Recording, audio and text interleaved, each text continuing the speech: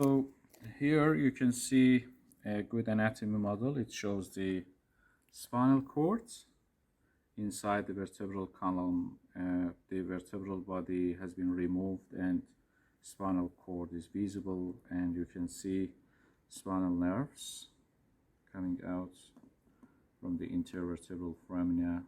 So in some parts, for example in the lumbar part, these spinal nerves anterior rama join together and make a plexus which is called lumbar plexus. You see the branches of the lumbar plexus on the right side and on the left side. So now I'm going to focus on the lumbar plexus. It is made up of 4 roots, L1, L2, L3, and L4. Here is the L1, here's the L2, here is the L3 and L4. So here is the L1. L1, after piercing this muscle is psoas major.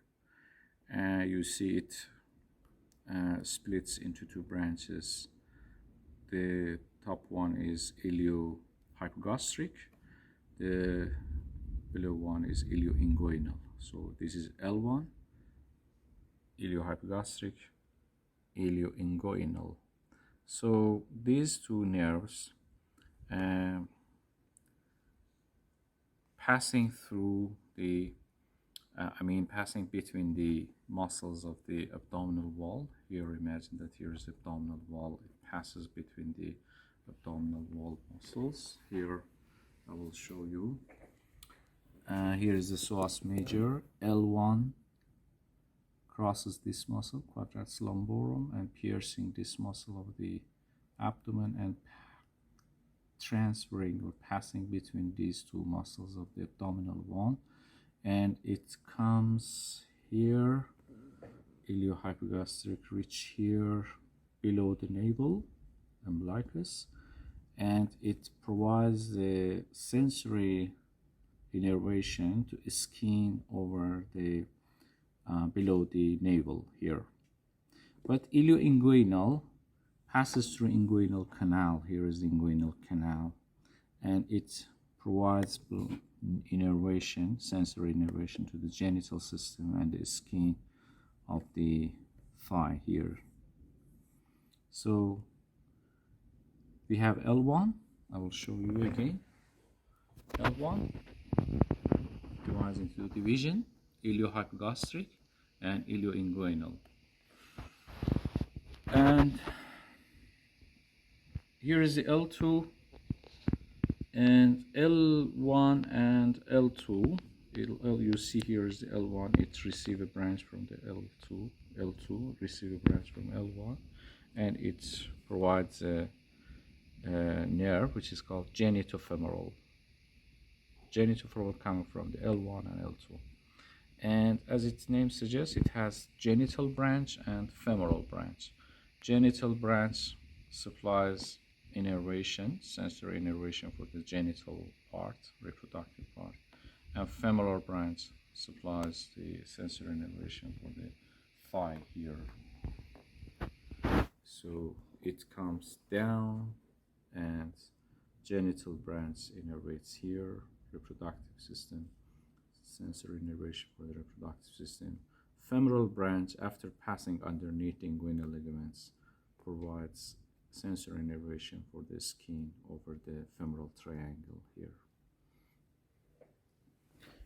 And the 3rd branch of the lumbar plexus is this. L2 and L3 connects together and make this branch, which is called lateral cutaneous nerve of thigh.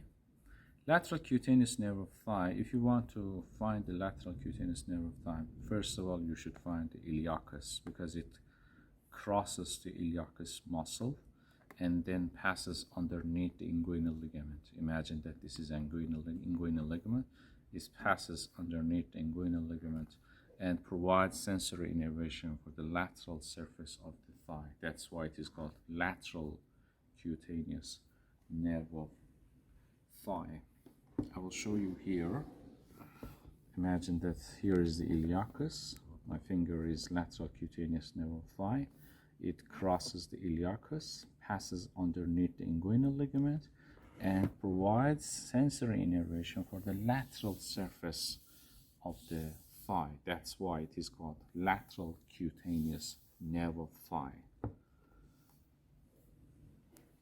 So we talked about the L1, iliohypogastric ilioinguinal, genitofemoral from L1 and L2, genital branch and femoral branch, and then we talked about the lateral cutaneous branch, lateral cutaneous nerve of thigh from L2 and L3.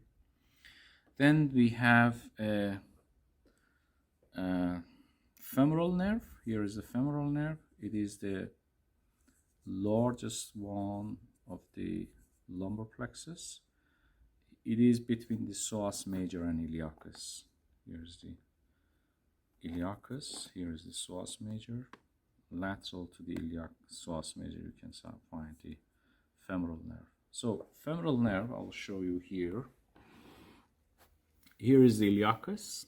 Here is the psoas major. Between the iliacus and psoas major, this yellow one is the femoral nerve.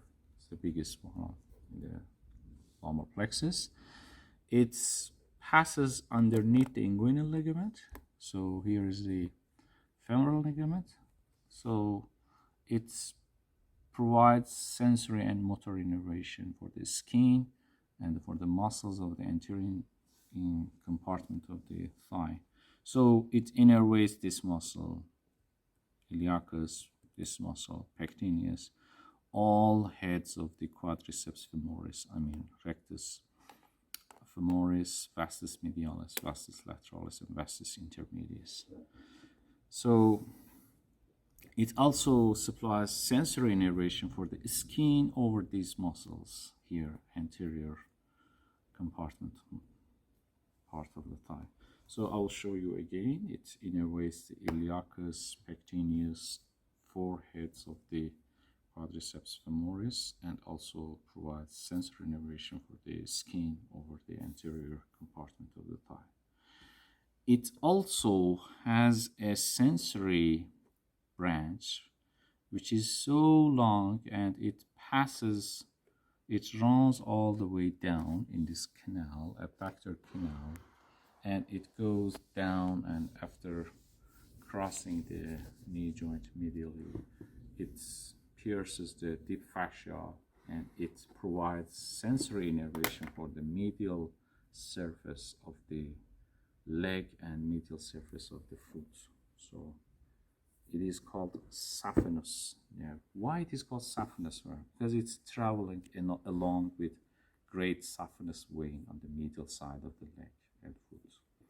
So it is important and long branch, and it is sensory. It's not motor. It's not innervating the muscles. It provides sensory innervation to medial side of the leg and skin over the medial side of the foot. Saphenous nerve. The last branch of the lumbar plexus, you see here, it is called obturator nerve. It is on the medial side of this muscle, psoas major, and it is deep to the external iliac artery and vein. So it is hard to find this obturator nerve. It is coming from the L2, L3, L4, femoral nerve and obturator nerve, both of them coming from the L2, L3, and L4, 2, 3, 4. So I'll show you here. Here is inside of the pelvis, and you can see here is the obturator nerve. As I showed you, it's on the medial side of the psoas major. Here is the psoas major. On the lateral side, between the psoas major and iliacus, you can find the femoral nerve. On the medial side of the psoas major, deep to this artery and vein, external iliac artery and vein, you can find the obturator nerve. And you see, as its name suggests, it passes through the obturator groove. Here is the obturator foramen. It covers by the obturator internus muscle, and we have obturator groove here. So obturator nerve traveling along with obturator artery and passes through this obturator groove, and it goes down and innervates these muscles, adductor muscles or medial compartment muscles of the thigh. So it innervates the adductor longus, brevis, magnus, and also it innervates the gracilis. These four muscles innervate by the this nerve, obturator nerve.